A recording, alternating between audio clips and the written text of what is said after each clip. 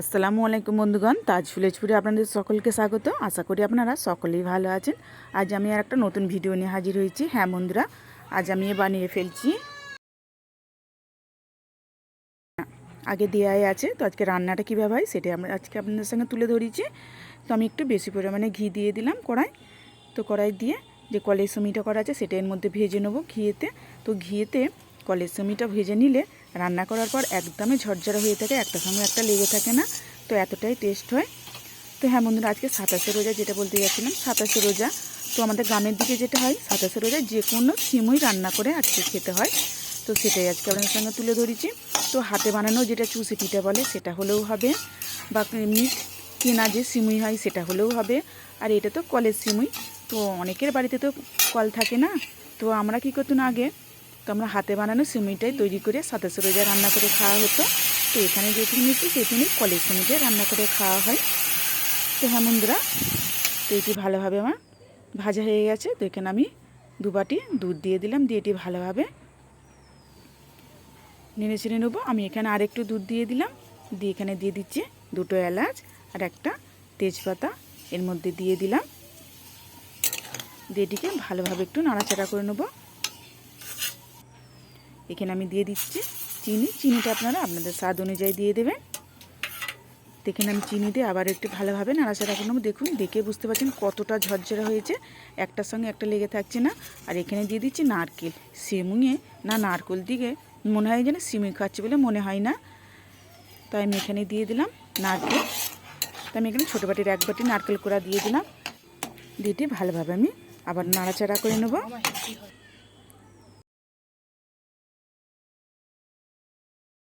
দিয়ে দিলাম নুন, দিয়ে আবার এটিকে ভালোভাবে নেড়ে চেড়ে নেব। নুনটা দেওয়ার পর রান্নাটা প্রায় হয়ে এসেছে। তো উপর থেকে আমি কাজু বাদাম ছড়িয়ে দিলেই ব্যাস রেডি হয়ে গেল কলের সিমুই রান্না। একটু বেশি করে আমি একটু কাজু বাদাম উপর থেকে ছড়িয়ে দিলাম। আমার এটি রেডি হয়ে গেল। তো আমি একটি জায়গাটিকে তুলে নিয়েছি। তো আজকে 27শে রোজায় তো আগের বলাই হয়েছে, তো আজকে আমি করে ফেলেছি যে সাবুর ডেজার্ট। তো এটা ডিপ ফ্রিজে অনেকটা সময় রাখা হয়েছে, তাই এটি বরফ বসে গেছে, দেখেই বুঝতে পারছেন।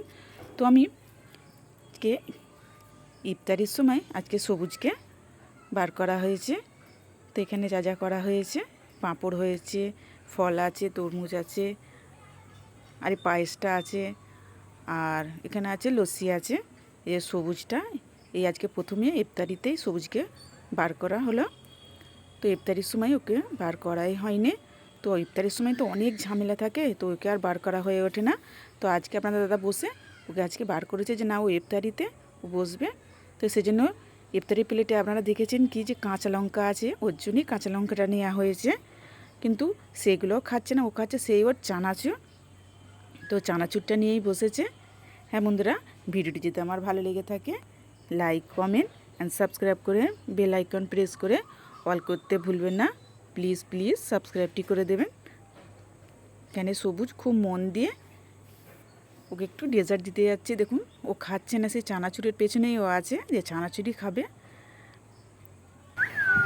এই দেখুন আওয়াজটা দেখুন, পুরো সারা শরীর ফুলিয়ে নিয়ে ও কথা বলে। যখন বলে পাপা মা যখন কিছু বলে সারা শরীরটা তখন ফুলে যায়। এই দেখুন কীভাবে ওর গাটা ফুলে যাচ্ছে।